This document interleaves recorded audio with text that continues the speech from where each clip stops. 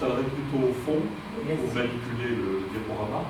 Je vais simplement vous dire un mot pour vous dire que j'ai recentré mon propos, parce que le sujet est assez vaste, que cette image que Louis-Philippe a voulu donner de lui, notamment dans les collections de Versailles, je l'ai recentré autour des tableaux que nous avons acquis récemment à la vente d'Orléans au mois de septembre dernier, parce que ce sont des tableaux qui ont un lien avec Versailles, et donc c'est ce que je vais essayer de vous présenter ce soir, pour parler un peu de ce Louis-Philippe mal aimé d'un certain nombre de gens, parfois dans la maison, on entend des choses étranges sur Louis-Philippe, mais qui reste quand même une figure importante pour Versailles, ne serait-ce que parce qu'il a peut-être pas sauvé Versailles, mais en tout cas il a trouvé cette affectation pérenne d'un grand musée historique qui a été beaucoup démonté depuis, mais en fait finalement si Versailles est un musée aujourd'hui durable, c'est grâce à Louis-Philippe, d'une certaine façon.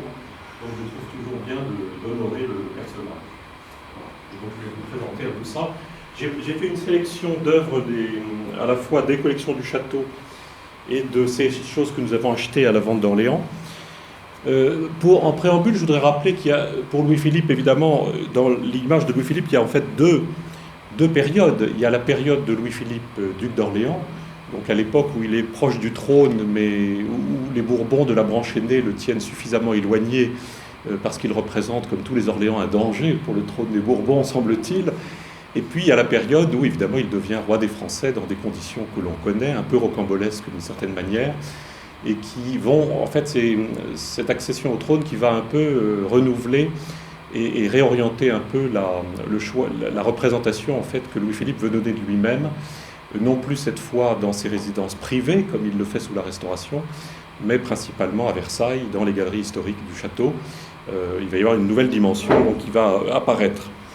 Alors, sous la Restauration, donc, vous savez que Louis-Philippe a quitté la France en avril 1793. Il n'y est pas revenu avant 1814. Donc, effectivement, il revient avec les Bourbons en 1814. Il est évidemment un prince du sang important. Et il met en place, en fait, à titre personnel et d'une manière très discrète dans un premier temps, une stratégie personnelle de rapprochement du trône, tout en finesse, assez discrètement, ce qui fait dire à Louis XVIII qu'il ne l'aime pas et qui ne rate jamais une occasion de l'humilier. Il dit, et je cite, « Depuis sa rentrée, il est chef de parti et il n'en fait pas mine. Son nom est un drapeau de menace, son palais un point de ralliement. Il ne se remue pas et cependant je m'aperçois qu'il chemine. Cette activité sans mouvement m'inquiète. Comment s'y prendre pour empêcher de marcher un homme qui ne fait aucun pas? C'est un problème qui me reste à résoudre. Je voudrais bien n'avoir pas à en laisser la solution à mon successeur. » Donc tout est dit, et effectivement les rapports de Louis-Philippe avec Louis XVIII seront assez tendus, même si Louis-Philippe, pendant sa longue période d'émigration, a fait un moment un peu amende honorable auprès de ce futur de Louis XVIII, qui se fait déjà appeler Louis XVIII, mais qui n'est pas encore détenteur de son trône. Et il aura des relations un peu difficiles avec Louis XVIII, qui s'adouciront avec Charles X, avec lequel il gardera toujours d'assez bonnes relations. Il arrive à Paris, il rentre à Paris avec la famille royale, il reprend possession du palais royal, qui est le palais familial, dans lequel il entreprend d'importants travaux de modernisation et de restructuration, sous la direction du grand architecte Pierre-Léonard Fontaine. Et parallèlement, en fait, Louis-Philippe reconstitue une collection destinée à remplacer la collection de peintures de son grand-père et de son arrière-grand-père, qui a été dispersée en vente publique à Londres pendant la Révolution. Son père avait sorti la collection et l'a vendue en fait en 3 lots à des gentilshommes britanniques, dont les descendants, pour partie, conservent encore aujourd'hui une partie de cette prestigieuse collection d'Orléans. Collection qui était une collection de tableaux de maîtres anciens, qui est bien connue par une très belle publication des années 1780, avec des gravures de couchers, qui est un ouvrage fameux. Mais c'était une collection d'art, ce qui n'est pas le cas de la collection que Louis-Philippe va constituer pour lui-même à partir de son retour à Paris, donc en 1814, puis nous le verrons en 1817.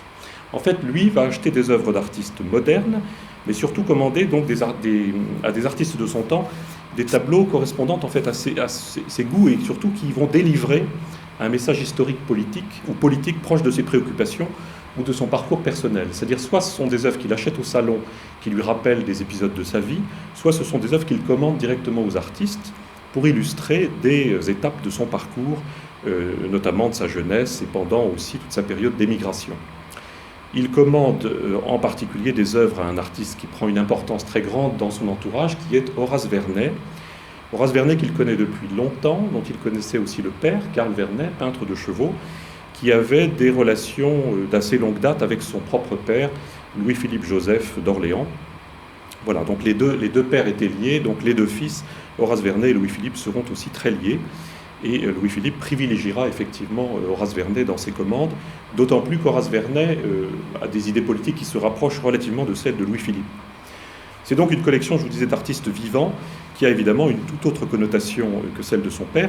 Elle est regroupée au Palais Royal, souvent dans des lieux stratégiques, salons et galeries qui sont accessibles au public, dont la fameuse Galerie des Batailles, que je vous montrerai tout à l'heure, qui est un nom évidemment prémonitoire pour Versailles, puisque vous voyez là un portrait de Louis-Philippe, d'ailleurs à l'écran, devant la Galerie des Batailles de Versailles. Mais Louis-Philippe avait déjà une Galerie des Batailles au Palais Royal, plus modeste, il est vrai, mais qui a été souvent utilisée par les artistes comme cadre pour la représentation des grands événements du règne de Louis-Philippe, notamment au moment de son accession au trône. Alors Louis-Philippe voudra mettre en vedette sa collection privée, sa collection de ducs d'Orléans, dans une publication du même type que celle que son grand-père avait mise en œuvre.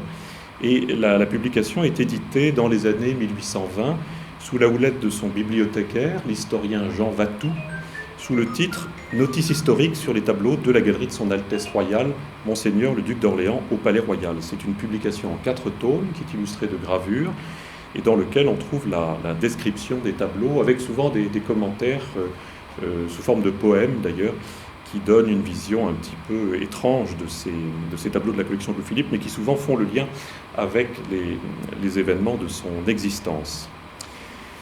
Alors, pour ce qui est des œuvres commandées à Horace Vernet, il est, voilà la première en fait, dont je vous montre ici une gravure. Donc Horace Vernet va être, comme je vous disais, un de ses peintres préférés.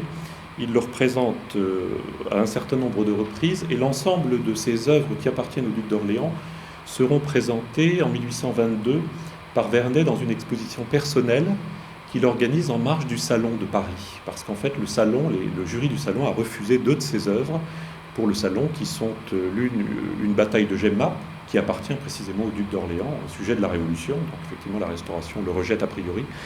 Et l'autre, la barrière de Clichy, qui est une scène aussi de la fin de l'Empire, commandée par l'orfèvre Odiot, un tableau assez fameux qui est conservé au Louvre aujourd'hui. Et le duc d'Orléans lui-même va prêter à cette exposition personnelle d'Horace Vernet, qui va être considérée un peu comme une exposition presque polémique, en fait politique, en marge du salon officiel, un certain nombre de tableaux de sa collection, dont celui que vous avez à l'écran, le duc d'Orléans passant en la revue du 1er régiment de hussards au mois de janvier 1815, qui est un tableau en fait peint en 1817, qui est un tableau qui a disparu dans l'incendie du Palais Royal, comme une grosse partie de la collection de Louis-Philippe, qui disparaîtra à ce moment-là. Et le tableau est connu par la gravure que vous avez à l'écran. Donc vous avez ici un exemplaire par Jazet, qui est un des graveurs attitrés d'Horace Vernet. Et elle montre le duc d'Orléans en fait en action au début de la Restauration, en uniforme de colonel général des hussards, la charge de colonel général qu'il a exercé comme l'avait exercé son père à un moment donné. Et il passe en revue le régiment. Il donne en fait ses ordres au colonel Oudinot, qui est accompagné par 2 de ses aides de camp, le baron Attalin et le comte de Saint-Aldegonde, qui seront toujours des proches de Louis-Philippe, des gens tout à fait vraiment dans son entourage le plus resserré. Alors ça, c'est le premier portrait de Louis-Philippe, en quelque sorte en action par Horace Vernet. Et voici ce que nous conservons en fait au château, cette petite peinture qui est à droite, dont on ne sait pas trop si elle est une répétition ou si elle est une œuvre préparatoire de Vernet pour le tableau final. L'attribution traditionnelle est à son père, Karl Vernet, mais c'est quand même manifestement une œuvre d'Horace Vernet, et peut-être plutôt une répétition en fait du portrait du duc d'Orléans dans ce tableau qui a une connotation un peu historique. Et voici le tableau que nous avons acheté à la vente des descendants du comte de Paris. C'est le duc d'Orléans dans un paysage en Suisse. Le tableau en fait porte différents titres dans les publications de l'époque. C'est un tableau de petit format qui, vous voyez, signé et daté de 1817. Une œuvre très intéressante qui est à la fois reproduite dans l'ouvrage de Vatou sur la galerie du Palais Royal, mais aussi dans la publication qui a accompagné l'exposition personnelle d'Horace Vernet en 1822. Alors, la publication de Watteau détaille un peu le tableau et elle accompagne le titre du tableau, Portrait en pied de Son Altesse Royale le Duc d'Orléans, d'une citation traduite de l'anglais, l'adversité est la sévère nourrice de la vertu. Ce qui montre déjà, qui donne un peu le contexte de ce tableau, qui montre en fait un Louis-Philippe, pourtant à l'âge qu'il avait au moment où il rentre en France, mais tout seul, représenté seul, méditant, vous voyez, dans les montagnes de la Suisse. C'est une recomposition, en fait, une œuvre d'imagination vraiment d'Horace Vernet, que Watteau décrit de la manière suivante: dans une espèce de parc dont le site agreste et presque sauvage ne laisse point deviner le maître, un homme d'un âge mûr est appuyé contre un arbre. À la simplicité de ses vêtements, à cet instrument de jardinage qui se trouve entre ses mains, en fait c'est une canne, je crois voir le tranquille possesseur de quelques domaines situés dans une province éloignée. La bonté, la franchise se peignent sur ses traits où la pensée méditative répand une teinte de tristesse. Et ensuite ça se corse. On apprend que ce portrait est celui d'un prince. Je m'en étonne et je m'en félicite. Cette extrême simplicité dans un rang aussi élevé est le gage des qualités réelles et solides. Tandis que le vulgaire des Altesses cherche l'éclat et la considération dans le luxe frivole d'une pompe extérieure, on aime à voir un prince, dédaigneux de cette vaine parade, honorer à la fois son époque, ses concitoyens et lui-même. Voilà, et il ajoute: le peintre a parfaitement saisi dans son modèle cet instant de rêverie simple et sans affectation. Il y a de la noblesse et de l'abandon dans la pose. C'est encore ici un véritable tour de force que ce triomphe obtenu par l'artiste sur la stérilité d'un portrait en pied, sans accessoires, sans vêtements éclatants et dans un repos parfait. Et il ajoute que pour la vérité de la couleur, le naturel et la ressemblance, ce portrait est un des plus jolis morceaux qui soit sorti du pinceau de M. Vernet, si fertile en composition de cette espèce. Voilà donc œuvre d'imagination qui montre Louis-Philippe en Suisse. Or, Louis-Philippe n'est allé en Suisse que pendant la Révolution, c'est-à-dire au moment où il a quitté la France en 93. Il va séjourner pendant pratiquement 2 années en Suisse, où il se cache, il est proscrit, même s'il est suivi par un certain nombre de gens qui savent un peu où il se cache. Vous savez qu'il sera un moment où il exercera comme professeur d'histoire et de géographie dans un collège à Reichenau, et il se fera d'ailleurs peindre plus tard dans le costume qu'il portait à cette époque-là. Et là, ce qui est curieux, c'est qu'il est de retour à Paris sous la Restauration, et Vernet le représente dans un paysage de Suisse. Donc ce sont ces montagnes, les montagnes terribles décrites par les poètes du XVIIIe siècle, qui montrent un homme méditant. Ce qui est intéressant, c'est que Louis-Philippe a l'air d'être seul, et en fait, lorsqu'on regarde le tableau attentivement, il y a dans le fond, ici, on ne le voit pas bien à l'écran, je ne peux pas malheureusement agrandir la photo, parce qu'elle n'est pas d'une qualité formidable. On a en fait un groupe de cavaliers. Il y a apparemment deux cavaliers de la maison d'Orléans, avec une tenue rouge, et puis un hussard. Donc en fait, c'est pas le duc d'Orléans tout à fait seul, c'est le duc d'Orléans qui est prêt à rentrer en scène, escorté par les siens, pour se rapprocher du pouvoir. Donc c'est un petit tableau intéressant qui... Alors c'est là que Louis-Philippe est très prudent. Il fait réaliser un tableau de petit format, mais il le fait graver. Il sera gravé à 2 reprises pour en assurer la diffusion. Donc il prend toutes les précautions par rapport aux Bourbons pour ne choquer personne. Il se fait représenter dans un tableau extrêmement petit qui a le format d'une feuille, à peine d'une feuille A4, mais il le fait graver, donc la diffusion du tableau peut être assurée d'une manière importante. Alors justement, vous avez une autre version de ce tableau qui se trouve dans les collections du musée Condé à Chantilly, qui est le petit tableau de droite, qui vient donc des collections du duc d'Aumale, qui montre Louis-Philippe aussi en promeneur, mais là avec un chapeau haut de forme, dans un paysage moins austère et moins sévère que le paysage de Suisse du premier tableau d'Horace Vernet. Et je voulais vous montrer aussi les 2 gravures de ce tableau. La gravure de gauche, qui vous le voyez, est assez sommaire, et la gravure qui illustre la publication sur le salon d'Horace Vernet en 1822. Donc quelque chose où il y a 2 auteurs, effectivement, qui ont cherché à publier cette exposition personnelle. Et la gravure est assez simple et assez différente, d'ailleurs assez éloignée dans le détail du tableau. Et vous avez une beaucoup plus belle gravure à droite, qui vient de la galerie lithographiée du Palais Royal, la publication de Watteau, qui est donc d'une très belle qualité, une gravure très soignée, très respectueuse en fait de l'art du peintre. C'est intéressant de comparer les 2 choses pour montrer un peu le type de gravure que l'on pouvait tirer de la même œuvre à destination, évidemment, pour des destinations un peu différentes. Alors Louis-Philippe fait aussi représenter un autre épisode, enfin un épisode aussi qui se passe en Suisse, qui est Voilà, ce petit tableau de Chantilly. Malheureusement, la photo n'est pas très bonne, c'est tout ce que j'ai trouvé sur le net. C'est un petit tableau qui est au musée Condé aussi à Chantilly, qui montre le duc d'Orléans et les religieux de l'hospice du Saint-Gothard. Alors ça, c'est une image aussi de la légende de Louis-Philippe. Louis-Philippe en exil pendant cette période en Suisse, en 1780, on doit être en 1794 là. Il passe en Italie par le col du Saint-Gothard et il passe à l'hospice. Il demande l'hospitalité aux religieux que vous voyez à la fenêtre, et en fait le religieux auquel il s'adresse lui refuse l'entrée dans l'hospice. Et vous voyez le valet de Louis-Philippe, Baudouin, qui frappe à la porte, et le religieux qui se montre à la fenêtre au-dessus. Alors ça, c'est une façon pour Louis-Philippe de montrer comment, à un moment de sa vie, il est isolé, seul, perdu, proscrit, sans ressources, voyageant à pied avec son valet qui lui porte son baluchon. Voilà, c'est un peu ce sont les années noires de Louis-Philippe, mais qui commande le tableau sous la Restauration, à un moment où il est redevenu un prince important, et vous savez qu'il va être le principal bénéficiaire du milliard des émigrés, donc cette indemnisation qui va être donnée aux émigrés selon leur importance et l'importance de ce qu'ils ont perdu pendant la Révolution.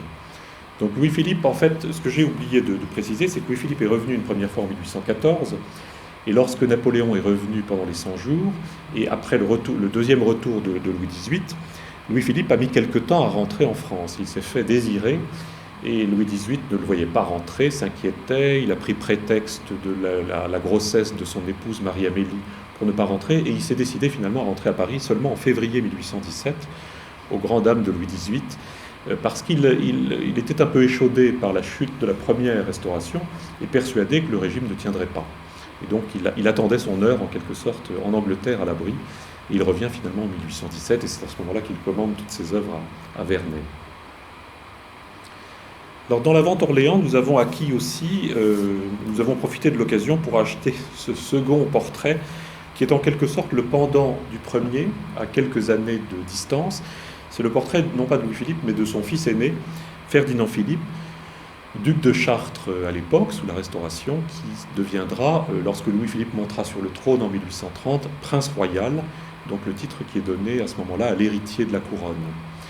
Alors vous avez le duc de Chartres, Ferdinand Philippe, qui était représenté ici dans la cour du lycée Henri IV, arrêté dans ses jeux, puisqu'il tient, vous voyez, son cerceau à la main. On a l'impression qu'il attend, est-ce qu'il attend pour reprendre ses jeux, comme le dit Watteau dans sa description du tableau, ou est-ce que plutôt il attend son heure, c'est-à-dire le moment où il pourra monter sur le trône. Il a été en fait jusqu'en 1820, il faut penser qu'il est le fils aîné du duc d'Orléans, et comme il n'y a pas d'héritier dans la branche aînée des Bourbons, puisque Louis XVIII n'a pas d'enfant, et que Charles X n'aura un fils qu'en 1820, avec la naissance posthume du duc de Bordeaux, il a été pendant 10 ans, en fait, entre sa naissance et 1820, l'héritier de la couronne. Donc Louis-Philippe commande ce petit tableau à Horace Vernet, à un moment où effectivement cet enfant est passé au second plan, puisque le duc d'Angoulême est né l'année d'avant, mais on sent que Louis-Philippe souhaite montrer qu'alors que la branche aînée des Bourbons est stérile, est quasiment stérile, ou en tout cas a eu du mal à donner un héritier à la France, lui-même, dans la famille d'Orléans, est très, très prolifique, et son couple extrêmement fécond, puisqu'il a déjà à ce moment-là 8 enfants, je crois, au moment où le tableau est peint, dont la plupart parviendront à l'âge adulte. Alors voilà le petit duc d'Orléans, sur lequel le commentaire de Watteau pour la galerie du Palais Royal précise « Ce portrait est vivant, il est plein de grâce. Ce jeune enfant a de la douceur et de la noblesse. Fils d'un prince, il partage les jeux de l'enfance et les travaux du collège. Sa vivacité ne trahit aucun orgueil. Le cerceau qu'il tient à la main, sa poitrine presque nue, indique l'exercice qu'il vient de prendre. Il se repose un moment et va bientôt retourner à ses jeux. » Cette cour est celle du collège de Henri IV, où le duc de Chartres fait ses études et où il a déjà remporté plus d'une couronne. Ces simples murs, frappés sans cesse de la balle et fraîchement recrépis, sont le seul fond du tableau. Dans l'éloignement, on aperçoit une maison carrée solidement bâtie, c'est le bâtiment qui est au fond, à gauche effectivement, ancien couvent qui est aujourd'hui le presbytère de Saint-Étienne-du-Mont. Et Watteau précise, c'est par un rapprochement assez singulier, c'est Louis, duc d'Orléans, trisaïeul du duc de Chartres, qui bâtit cette maison vers 1730. Il l'habita lorsqu'il se retira à Sainte-Geneviève et y mourut en 1752. Donc il y a un aspect très dynastique dans ce tableau qui a l'air d'être, vous voyez, une scène de genre très banale finalement. On représente un enfant qui pourrait redevenir l'héritier de la couronne. On le représente dans un contexte familial. Il est effectivement dans un contexte Orléans. et on le représente aussi comme un bel enfant plein de santé, enfin très, très prometteur finalement pour l'avenir. Voilà, et ce petit tableau donc, est commandé en 1821. L'année suivante, Louis-Philippe le présente à l'exposition personnelle d'Horace Vernet. Le tableau a été d'ailleurs, n'appartenait pas au roi, mais il appartenait à la reine Marie-Amélie. Il est resté dans sa collection, si on peut dire que la reine Marie-Amélie a vraiment une collection.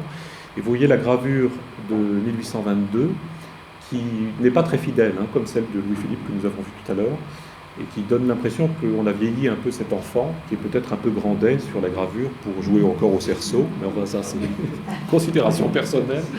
Et vous voyez aussi la part d'approximation dans la représentation aussi du décor à l'arrière-plan. Enfin, on voit que le graveur a pas mal interprété ce petit tableau, qui en tout cas va être diffusé par le biais de cette gravure. Il n'y a pas de gravure plus soignée de ce tableau à cette époque-là, sans doute parce que le tableau est dans les collections de la duchesse d'Orléans, donc moins accessible et moins diffusé que celui de son père. Mais les portraits, en fait, ont tout à fait le même format et sont vraiment dépendants et étaient restés chez les Orléans jusqu'à la vente de septembre dernier, au cours de laquelle nous avons pu en faire l'acquisition. Alors nous les avons achetés aussi parce que c'est une période pour laquelle nous ne sommes pas très riches. Évidemment, la période avant de Louis-Philippe, avant Versailles, avant le règne, est peu représentée à Versailles. Et ce sont deux petits tableaux d'Horace Vernet qui ont été publiés régulièrement depuis le XIXe siècle et dont on pouvait souhaiter qu'ils rentrent dans une collection publique un jour. Et donc nous sommes très heureux d'avoir pu les acheter à cette vente. Alors Louis-Philippe, je vous le disais, donc, a constitué cette collection au Palais Royal. Et le voici, donc nous passons à la deuxième époque, qui est le Louis-Philippe, roi des Français. Voilà un des tableaux qui montre une des étapes de son arrivée au trône. On est donc le 7 août 1830, au moment où la Chambre des Pairs vient présenter donc vient offrir le trône au duc d'Orléans, qui est depuis la fin du mois d'août lieutenant général du royaume. Donc il a été choisi, ça c'est un des grands arguments de Louis-Philippe, c'est de dire qu'il ne s'est pas imposé, il a été choisi par les Français pour occuper le trône, d'où le titre de roi des Français qu'il prend d'ailleurs à ce moment-là. Vous avez là, donc, vous connaissez dans les collections de Versailles, il y a deux tableaux comparables qui montrent l'un la Chambre des députés et celui-ci la Chambre des Pairs, qui est reçu ici dans la galerie du Palais Royal qu'on appelle la galerie des batailles, cette galerie dont je vous parlais tout à l'heure. On voit à gauche, entre les fenêtres, un grand tableau mythologique de la collection du duc d'Orléans.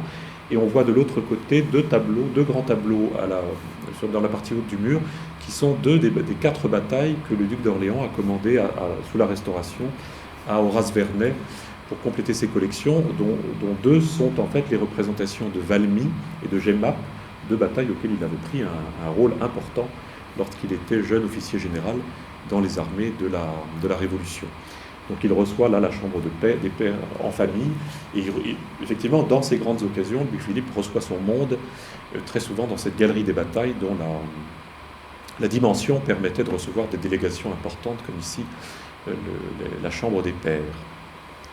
Donc un tableau de Jean-François Heim qui se trouve accroché au tableau dans le château à l'Attique du Nord. Vous avez pu le voir, vous connaissez bien aussi celui-ci.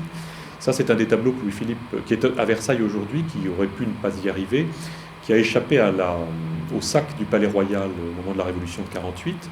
C'est le tableau d'Horace Vernet qui montre Louis-Philippe quittant le Palais Royal pour se rendre au moment des journées révolutionnaires de juillet 1830 à l'hôtel de ville pour y accepter la lieutenance générale du royaume. Donc c'est un épisode qui se situe un petit peu avant celui que nous avons vu sur le tableau précédent, mais intéressant parce que c'est un tableau commandé par Louis-Philippe au début de son règne pour sa résidence du Palais Royal, ce qui va bientôt se terminer. Louis-Philippe ne commandera plus de tableaux pour sa collection. À partir du moment où il montera sur le trône, il les commandera à ce moment-là principalement pour Versailles. Donc il y aura un changement vraiment de lieu et un changement de dimension. Donc les contemporains racontent que l'affaire s'est passée dans des conditions vraiment très très grand-guignolesques, mais Horace Vernet, toujours conteur formidable, arrive à donner un aspect très épique à cette représentation de Louis-Philippe qui s'apprête à franchir les barricades sur son cheval pour se rendre donc à l'hôtel de ville. Donc c'est vraiment Louis-Philippe qui est appelé, qu'on est venu chercher au Palais Royal pour lui proposer de prendre la tête de l'État. Et puis un autre tableau que Louis-Philippe avait commandé pour la galerie du Palais Royal, mais qui lui a disparu dans le sac de 1848, c'est Louis-Philippe qui refuse la couronne de Belgique, qui est offerte au duc de Nemours le 17 février 1831.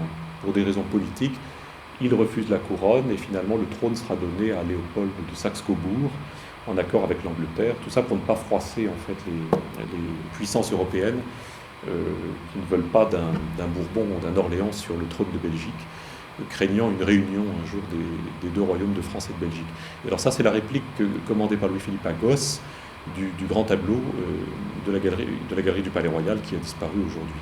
Donc il est heureux que Louis-Philippe ait commandé quand même, comme il l'a fait assez souvent, des répliques des tableaux qu'il commandait pour sa résidence personnelle. Il les commandait aussi pour les galeries historiques de Versailles. Alors, dans les tableaux commandés pour Versailles, il y a beaucoup de choses différentes. Il y a beaucoup de tableaux importants, mais je voulais surtout mettre l'accent sur une commande particulière, qui est la toute dernière commande du règne de Louis-Philippe, qui est une commande qu'il passe au mois de février 48. Elle est passée officiellement moins d'une semaine avant la chute du régime. Donc il était vraiment temps. Et c'est une commande intéressante parce qu'elle a un aspect très, très testamentaire pour Louis-Philippe. Il est à la fin de sa vie, il a perdu son fils dans un accident de voiture en 1842, il a perdu sa sœur à la fin de l'année 1847, et en février 48, il est pris d'une espèce voilà, il se réfugie dans son passé et il veut créer en fait des espaces dans le pavillon d'Orléans, au bout de l'aile du Midi du château. Vous avez là, vous voyez sur ce dessin de Neveu, la salle de 1830 qui est au bout de la galerie des batailles, avec la salle de Marengo au-dessous, et puis à côté le pavillon de Provence, pardon, qui est resté dans son état de la fin de l'Ancien Régime. Et ça, c'est une partie du château qui n'a pas encore été touchée par Frédéric Neveu au début des années 1840. Donc Louis-Philippe va petit à petit la transformer. On va installer au rez-de-chaussée des éléments de sculpture qui y sont encore pour partie, toute une série de sculptures des portraits de la famille royale sous la Restauration et la monarchie de Juillet. Au premier étage, on va créer des salles de marine. Ce seront le dernier état en fait, de ces salles des marines qui vont prendre place là en 1847. Et puis les étages supérieurs servent en fait à Louis-Philippe en quelque sorte de réserve. On y stocke tous les tableaux en attente de placement à l'intérieur du château, dans les salles historiques, dans les salles de portrait. Et en fin 47, Louis-Philippe décide de transformer ces espaces pour en faire en fait des salles sur l'histoire de son règne. C'est une chose qu'il avait imaginée à plusieurs reprises. Vous connaissez les salles d'Afrique, qui sont dans l'aile du Nord, malheureusement très occupées par les expositions temporaires, donc on ne peut plus actuellement voir leur décor original. Il y a aussi des salles sur l'histoire du règne qui sont prévues à l'Attic-Chimay, au-dessus de l'appartement de la reine. Et finalement, le projet se déporte à la fin du règne dans ces salles du pavillon de Provence. Alors, ces salles ont la particularité, à ce moment-là, de ne pas être profondément transformées par Neveu, qui garde les cloisonnements d'Ancien Régime. Vous voyez sur le dessin de Neveu, d'ailleurs, que les pièces ont gardé leur boiserie du XVIIIe siècle. Et le roi va commander toute une série de tableaux pour non pas garnir toutes les salles, mais décorer les dessus de cheminées, les dessus de portes, certains entre-fenêtres, donc des tableaux de formats très divers. Et il passe une grande commande d'une trentaine de tableaux à une vingtaine d'artistes différents pour ces espaces-là,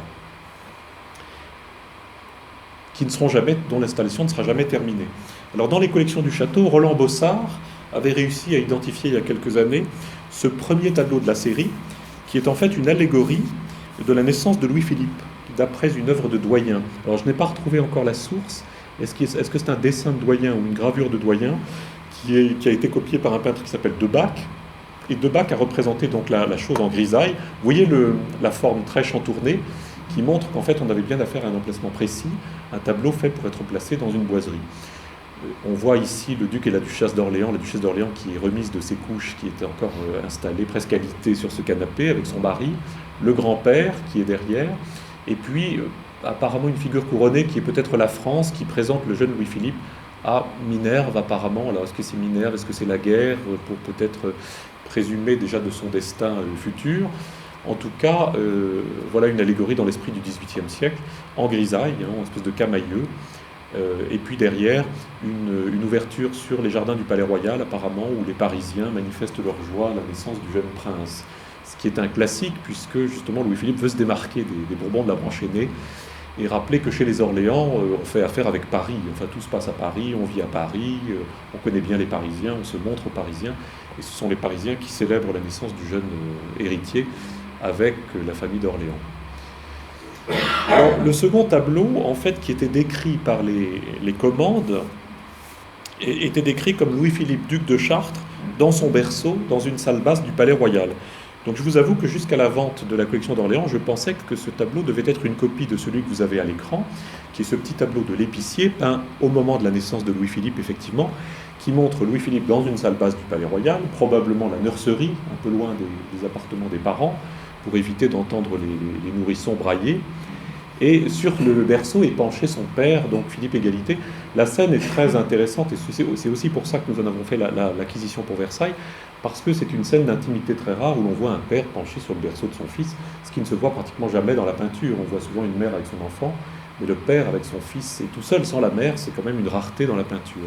Et donc il nous avait semblé intéressant pour Versailles de montrer cet aspect justement d'un goût un peu sentimental, un goût pour des scènes familières, des scènes de la vie quotidienne et de la vie aussi familiale, différentes de ce que le château pouvait comporter. Puis vous avez le petit serviteur noir à côté, le petit négrillon qui est posé à côté du berceau. Tout ça avec un mobilier assez un peu lourd, d'un Louis XVI très avancé, déjà un Louis XVI presque un style à la grecque, qui montre aussi le côté très avancé du duc d'Orléans, donc le futur Philippe Égalité, à la fin de l'Ancien Régime, au moment où il entreprend d'ailleurs une grande campagne de travaux au Palais Royal pour moderniser cette résidence familiale que Louis-Philippe s'emploiera à son tour à moderniser à partir de 1814. Et en fait, le tableau vendu à la vente Orléans n'a rien à voir, puisque c'est ce tableau-ci, voilà, que nous avons acquis. Alors, il a un drôle d'aspect parce qu'en fait, c'est un tableau qui est inachevé, c'est un tableau qui a été commandé par Louis-Philippe à un jeune peintre qui s'appelle Alexandre Antignat, qui est plus connu plus tard, sous la monarchie de Juillet, sous le Second Empire, comme un peintre de sujets de la vie populaire. Et il a l'art de représenter un peu des pauvres dans un galetas, enfin toujours des scènes d'une vie un peu misérable, très très loin de la scène un peu luxueuse de cour qui est représentée dans ce petit tableau. C'est une œuvre vraiment de jeunesse d'Antignat, qui a été un élève de La Roche, et auquel on a dû donner cette commande parce que le peintre était un peu connu de l'administration des Beaux-Arts. Et vous voyez en fait manifestement le duc et la duchesse d'Orléans devant un lit un peu démodé, on est un peu dans un lit du milieu du XVIIIe siècle, sur lequel est présenté le jeune Louis-Philippe, enfin le duc et la duchesse d'Orléans, non, le duc et la duchesse de Chartres à l'époque, puisqu'ils sont encore duc et duchesse de Chartres, puisque le père de Philippe Égalité vit encore. Et on voit en fait l'enfant qui est présenté en fait aux familiers, comme ça se faisait dans toutes ces familles princières. Effectivement, quand il y avait une naissance princière comme ça, une partie de la famille royale défilait au Palais Royal, et puis ensuite le duc d'Orléans présentait l'enfant à sa maison. Donc là, on a cette représentation-là, très éloignée de ce qu'Antignat fera plus tard, donc comme je disais. Et on sait que Louis-Philippe, effectivement, est présenté de cette manière-là. Il y a une messe de Te Deum qui est donnée à Saint-Eustache, qui est à l'époque la paroisse du Palais Royal. Et puis, il y a une présentation officielle, en quelque sorte, aux Parisiens, dans les jardins du Palais Royal, où il y a une partie privée, où on montre l'enfant voilà, avec sa gouvernante aux Parisiens pour ancrer aussi toujours la popularité des Orléans auprès de la population de Paris, à laquelle ils sont très attachés. Donc un tableau inachevé qui a été commandé à Antignat, qui finalement ne lui a été payé que la moitié de la somme prévue, puisque effectivement le tableau n'a pas été achevé. Antignat probablement a été pris de court par la chute de Louis-Philippe, donc il avait esquissé son tableau, il l'a livré à la liste civile, qui avait payé la première partie, et puis dans le cadre du règlement de la liste civile, après la chute de Louis-Philippe et après sa mort aussi, le tableau a été attribué à ses héritiers. C'est comme ça que le tableau était resté chez les Orléans, et que donc il est arrivé dans cette vente fin 2015 à laquelle nous avons pu en faire l'acquisition. Alors un autre sujet commandé par Louis-Philippe pour illustrer des épisodes de sa jeunesse, c'est intéressant parce que ce que je ne vous ai pas dit, c'est que cette commande ultime de 1848 montre des épisodes de la petite enfance et de l'adolescence de Louis-Philippe et aussi de sa période révolutionnaire. Donc vous avez ici la destruction de la cage de fer au Mont-Saint-Michel en septembre 88 par Seigneur Jean, un artiste assez modeste. Alors, je ne sais pas si on voit très très bien. Vous avez en fait Madame de Genlis qui a emmené les enfants du duc d'Orléans dans un voyage d'études en Normandie et en Bretagne. selon certaines sources, contre l'avis de leur père. Bon. En tout cas, on n'est pas absolument sûr de ça. Et elle les emmène au Mont-Saint-Michel et elle organise, en fait, elle met en scène une destruction de la cage de fer qui symbolisait en fait l'oppression de la monarchie absolue. Donc c'est cette cage de fer dans laquelle on enfermait des prisonniers un peu difficiles. Et en fait, on donne donc une hache au jeune Louis-Philippe, à cette époque-là encore duc de Valois, qui détruit la cage de fer. En fait, on a simplement, semble-t-il, dégondé la porte. Mais en tout cas, Madame de Genlis a mis ça en valeur pour montrer justement à quel point elle donnait une éducation très avancée en fait, aux enfants du duc d'Orléans. Elle a eu l'art vraiment de mettre en scène l'histoire. Et là, elle les emmène carrément sur le terrain, en fait, pour une espèce d'expérience historique, en leur donnant la possibilité donc, de porter un coup à la monarchie absolue. Donc on ne s'étonnera pas, évidemment, après que Louis-Philippe ait d'abord conçu des idées très révolutionnaires sur lesquelles il reviendra au cours de la Révolution. Donc il y avait 2 tableaux prévus, une arrivée au Mont-Saint-Michel avec une arrivée au flambeau dans la baie du Mont-Saint-Michel la nuit, qui finalement n'a pas été réalisé apparemment, et celui-ci que Seigneur Jean a livré à la liste civile suffisamment tôt pour qu'en fait le tableau soit livré à Versailles. Donc c'est un tableau qui est dans les collections du château depuis 1848. Alors parmi les autres tableaux, on passe à la période plutôt de la Révolution. Louis-Philippe a commandé un certain nombre de choses. Vous avez ici le duc de Chartres sauvant la vie à un prêtre à Vendôme en juin 1791. En fait, Louis-Philippe est nommé, est envoyé en garnison avec son régiment, le 14e régiment de dragons, ancien régiment de dragons Orléans, dont il était le commandant de manière tout à fait dynastique, familiale. Et au cours d'une procession, il sauve la vie de 2 prêtres qui sont, vous voyez, mis en joue par des gens de la population de Vendôme un petit peu échauffés. Et donc Louis-Philippe s'interpose dans sa belle tenue de colonel des dragons. Alors vous avez ici en fait le tableau, c'est un tableau en fait antérieur commandé par la sœur de Louis-Philippe, Madame Adélaïde, pour sa collection personnelle en 1818.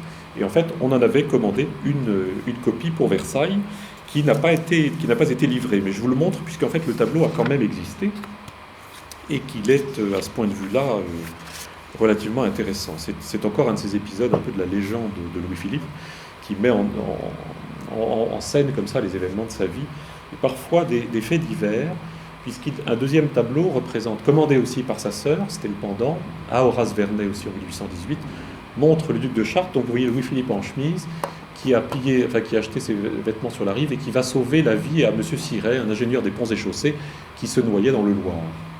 Alors Louis-Philippe est accompagné d'un serviteur noir que l'on aperçoit un peu ici, en contrebas, qu'il a probablement pas mal aidé à repêcher l'homme qui allait se noyer, et tout ça devant une vue de Vendôme, où à l'époque, donc Louis-Philippe est en garnison, mais là manifestement il se promène en civil, si l'on en juge par le chapeau qu'on voit posé à côté de la scène. Et là, pour Versailles, le tableau a été commandé comme la copie du précédent à Émile Lecomte, et voilà les 2 tableaux. Le tableau de Lecomte, livré effectivement à Versailles à droite, et l'original de Vernet, un peu antérieur. Vous pouvez comparer un peu les compositions. Voilà, la copie est un peu libre dans certains détails, elle dilate en quelque sorte l'espace du tableau, mais elle était destinée manifestement à un emplacement précis dans une boiserie du pavillon de Provence, d'où ce format un peu plus large en fait. Mais on voit de quelle manière, là aussi, Louis-Philippe, comme souvent il le fait à Versailles, recycle des tableaux plus anciens en les faisant copier par des artistes. Et Émile Lecomte avait un lien de parenté avec Horace Vernet. Donc on a demandé à Lecomte, effectivement, qui était un jeune artiste, de travailler d'après les tableaux de ce parent plus âgé.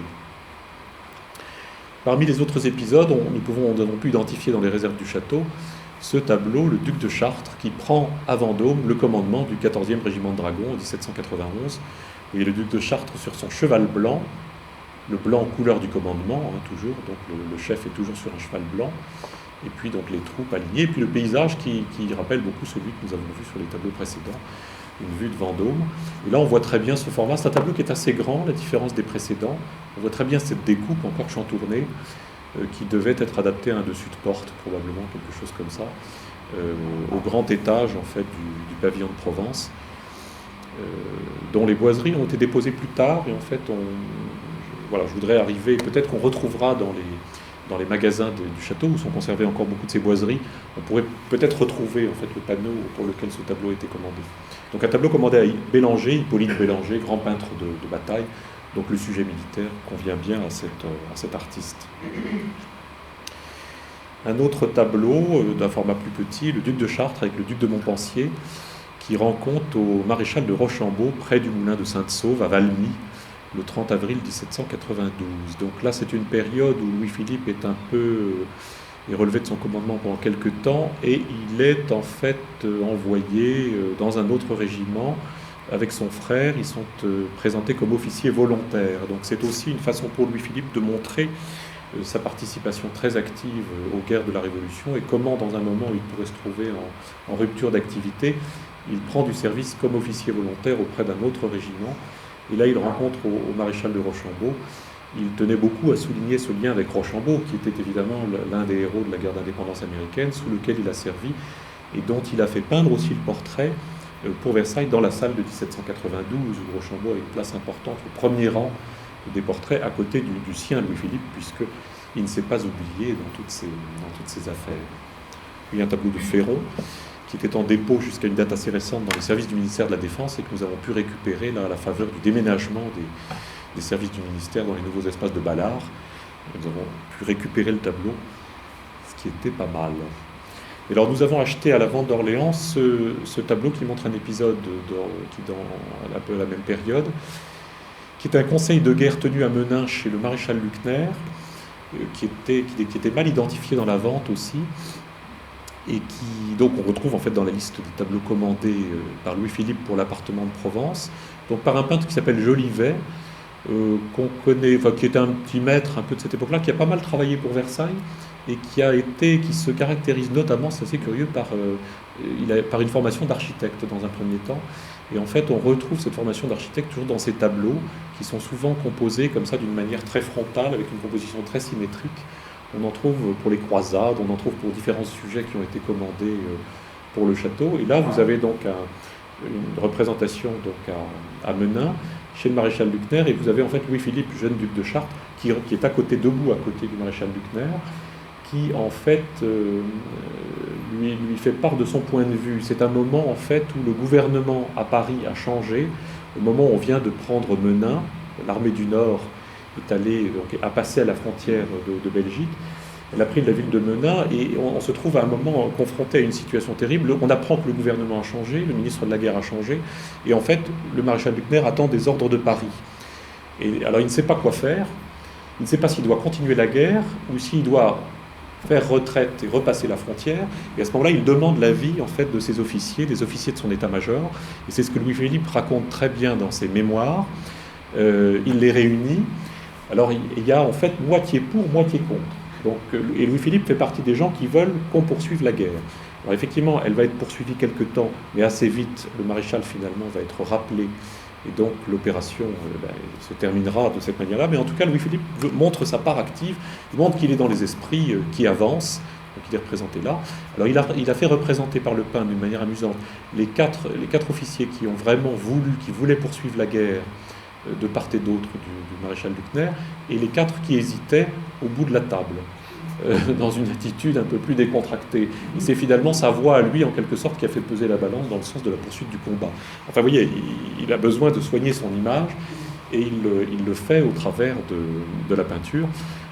Là encore, une peinture inachevée, hein, ce qui explique cet aspect un peu vite brossé du fond. Enfin, comme le peintre est architecte, il a dessiné assez précisément l'architecture de son tableau, mais les personnages sont très esquissés, les visages ne sont pas très aboutis, et il y a au dos, c'est amusant, une petite étiquette ancienne qui donne les noms de chacun des participants à la scène, et le tableau suit de très très près vraiment la description de l'événement tel que Louis-Philippe l'a raconté dans ses mémoires. Mémoires qui n'ont jamais été publiées de son vivant, hein, puisque c'est le Comte de Paris, Feu le Comte de Paris, qu'ils avaient publié en 1973, mais Louis-Philippe en avait commencé la rédaction très tôt, et effectivement en 1948 il était sans doute très avancé dans ce travail d'écriture, mais il y a eu beaucoup de versions, de corrections, de reprises de ces mémoires qui ont été donc publiées tardivement. Alors, très, très vilaine reproduction. Malheureusement, je n'ai pas trouvé, là aussi sur Internet, une image qui montre ça un peu mieux. C'est une fête de la Fédération à Guise, en 1792, sous la houlette du général d'Aboville, avec lequel Louis-Philippe a combattu. Vous voyez encore, vous avez encore la découpe, hein, toujours la découpe chantournée qui montre un emplacement dans des boiseries. Et ça, c'est un tableau qui a appartenu à la famille d'Orléans, qu'il a vendu au cours du 19e siècle probablement, et qui a été acheté par le musée de la Révolution française il y a une trentaine d'années en vente publique. Donc voilà, c'est un tableau que Versailles ne pourra pas récupérer parmi les quelques tableaux effectivement réalisés de cette série d'une trentaine, comme je vous le disais. Un sujet aussi réalisé par un peintre qui s'appelle Pharamond Blanchard, qui a beaucoup travaillé pour le musée de Louis-Philippe. Et encore un autre tableau qui est le général Crassier, Després de Crassier, qui remet le commandement au duc de Chartres, qui prend position sur les hauteurs de Gravelotte. Donc là, c'est encore une scène de la période révolutionnaire de Louis-Philippe. C'est un tableau qui est actuellement en dépôt auprès de la préfecture des Yvelines à Versailles. Et alors, quand on regarde bien l'image est avant restauration, on voit en fait un peu une forme là-haut, une forme chantournée qui montre aussi que le tableau a été complété, en quelque sorte, un peu repeint pour être complété par rapport à son format d'origine. Un tableau commandé à Charpentier, qui est un jeune peintre à l'époque, qui va se distinguer surtout sous le Second Empire en peignant les campagnes de Napoléon III. Et vous avez encore un tableau de cette ultime commande de Louis-Philippe pour le pavillon de Provence. Et je crois que c'est le dernier des tableaux que nous conservons de cette série, oui, c'est ça. Dernier tableau, donc ça nous met, vous voyez, on a une petite dizaine de tableaux sur les 30, je crois qu'il y a 33 tableaux qui avaient été commandés pour le pavillon de Provence. Ces tableaux n'ont jamais été mis en place et comme je vous le disais, ils ont été dispersés donc, au fil du temps. Certains sont entrés à Versailles très tôt, d'autres sont restés donc, dans les collections de la famille d'Orléans. Certains ont disparu de la circulation, peut-être sont des choses que nous retrouverons, mais comme ils étaient inachevés, il est probable que les toiles ont été récupérées par des peintres qui peut-être les ont grattées pour peindre d'autres sujets. Donc nous avons peu d'espoir de les retrouver pour certains d'entre eux un jour. Alors les tableaux que nous avons achetés à la vente d'Orléans, ce sont des tableaux qui seront restaurés, que nous allons restaurer là parce qu'ils en ont tous bien besoin, et qui seront présentés ensuite dans le château, dans des espaces qui ne sont pas toujours encore bien déterminés. J'ai rajouté pour terminer cette présentation ce portrait de famille que vous avez vu reproduit, je pense, dans les choses sur la vente d'Orléans, qui est un portrait là aussi probablement un peu inachevé, que l'on peut identifier avec un tableau commandé à Henri Scheffer, le frère d'Harry Scheffer. Harry Scheffer, vous savez, qui avait été le professeur de dessin et de peinture des enfants de la famille d'Orléans, et qui avait un frère un peu plus jeune que lui, Henri, qui est arrivé en fait à Paris sous la Restauration avec lui. Et Henri Scheffer en fait, a reçu la commande d'un portrait de la famille d'Orléans pour la somme de 10 000 francs pour Versailles. Et ce tableau n'a jamais été livré d'après les pièces d'archives que l'on peut conserver. Et c'est manifestement le tableau que vous avez à l'écran qui, de la même façon, avait dû rester inachevé à un moment donné, être cédé à la liste civile pour la collection, pour Louis-Philippe, en fait, et qui est resté chez ses héritiers, passé chez lui. Alors là, vous avez la famille au complet, mais Louis-Philippe a omis éventuellement les pièces rapportées. Donc le roi est donc sur son fauteuil, encadré bien sûr de la reine Marie-Amélie, vous avez ici des profils, de sa sœur Adélaïde, fidèle soutien du trône, et de sa fille aînée Louise, qui est assise aussi et qui est à la droite de son père parce qu'elle est reine des Belges à ce moment-là. Donc elle est mise évidemment en position importante à l'intérieur du tableau. Vous avez au-dessus du roi son héritier, le prince royal Ferdinand Philippe, que nous avons vu plus jeune tout à l'heure. Les cadets, alors Nemours que vous avez ici, qui sera l'héritier après la mort de son frère aîné, Joinville ensuite le marin avant qu'il laisse pousser sa barbe, ce qui arrivera quelques années plus tard, et les deux garçons qui suivent, Aumale, ici le petit blond, et l'autre, Montpensier, à côté de sa mère, Antoine, duc de Montpensier. Et puis les deux autres filles, Marie d'Orléans, qui épousera le duc de Wurtemberg, et puis sa sœur Clémentine, qui épousera donc un Saxe-Cobourg, et qui sera la mère du premier tsar des Bulgares. Voilà, donc la famille au grand complet, c'est intéressant parce qu'il y a une hiérarchie assez stricte qui est respectée à l'intérieur de ce tableau, qui a une allure de portrait d'une bonne famille comme ça, mais en réalité tout ça est très très codifié. Et la scène se déroule dans un intérieur, vous voyez, assez luxueux, il y a un parquet marqueté assez riche, un mobilier assez travaillé et une belle collection de tableaux. On est très probablement dans un des salons du Palais Royal, tel qu'il a été réaménagé par Louis-Philippe juste avant le début de son règne. Louis-Philippe est très attaché au Palais Royal, et au moment où il monte sur le trône, en fait, il met plus d'1 an à quitter le Palais Royal pour s'installer aux Tuileries, résidence officielle de la couronne, ce qu'il fait finalement à son corps défendant. Et en fait, on sait que Marie-Amélie regrettera toujours les Tuileries qu'elle trouve absolument sinistres. Elle préférera toujours le palais royal et aussi le château de Neuilly, qui était leur résidence, leur villégiature proche de Paris. Vous avez là donc une belle image de Louis-Philippe, voilà, roi des Français, roi citoyen, roi bourgeois, comme on voudra. En fait, la tenue de toute la famille n'est pas si bourgeoise que ça. Le roi a un frac brun, mais il a le cordon de la Légion d'honneur qui permet de bien le repérer. Et le musée Condé de Chantilly conserve un petit portrait du roi, vraiment un portrait en buste avec la tête, qui est très très proche de ce tableau. On peut penser que c'est une étude qu'Harry Scheffer a fait sur le modèle et qui a servi de modèle peut-être pour ce portrait de famille de Louis-Philippe. Mais Harry Scheffer a présenté son petit portrait au salon où tout le monde remarque que le roi a l'air marqué, fatigué, désabusé. Enfin, c'est un tableau qui n'aura peut-être pas le succès escompté. Alors est-ce l'une des raisons pour lesquelles le tableau n'a pas été achevé par Louis-Philippe? L'histoire le dira peut-être. Alors c'est un tableau que nous allons restaurer et que nous allons probablement présenter celui-ci dans la chambre bureau de Louis-Philippe au Grand Trianon, que Jérémy Benoît s'emploie à remeubler, à reconstituer dans son état Louis-Philippe depuis quelque temps. Voilà ce que je peux vous dire ce soir sur ces acquisitions pour les remettre un peu dans leur contexte, ces tableaux, donc, et pour vous expliquer aussi pourquoi nous avons fait ces achats avec préemption, ce qui nous a facilité la chose pour éviter de faire monter les prix, à la vente d'Orléans en septembre dernier. Voilà, je vous remercie de votre attention.